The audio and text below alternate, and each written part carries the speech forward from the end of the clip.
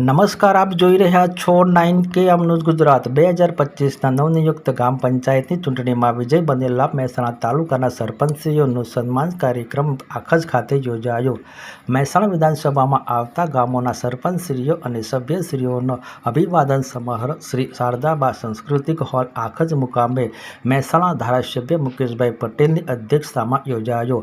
મહેસાણા ધારાસભ્ય મુકેશભાઈ પટેલ દ્વારા સમરસ થયેલા ગામોને પ્રોત્સાહન રૂપે રૂપિયા 5 લાખની ગ્રાન્ટ ફાળવવામાં આવી।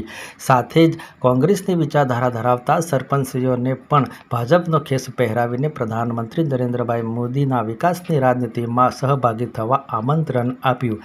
સન્માન સમારોહમાં મહેસાણા લોકસભા સાંસદ હરિભાઈ પટેલ, દૂધસાગર ડેરીના ચેરમેન અશોકભાઈ ચૌધરી, મહેસાણા જિલ્લા મહામંત્રી બગાજી ઠાકોર, મહેસાણા જિલ્લા પંચાયતના પ્રમુખ તુષાબેન પટેલ, આરોગ્ય સમિતિના ચેરમેન મહીરભાઈ પટેલ, મહેસાણા જિલ્લાના મંત્રી દેવેન્દ્રભાઈ ઠાકોર, મહેસાણા એપીએમસીના ચેરમેન જયંતિભાઈ પટેલ, મહેસાણા તાલુકા પંચાયતના પ્રમુખ કલ્પનાબેન પટેલ, જિલ્લા ડેલિગેટશ્રીઓ તેમજ તાલુકા ડેલિગેટશ્રીઓ ઉપસ્થિત રહ્યા।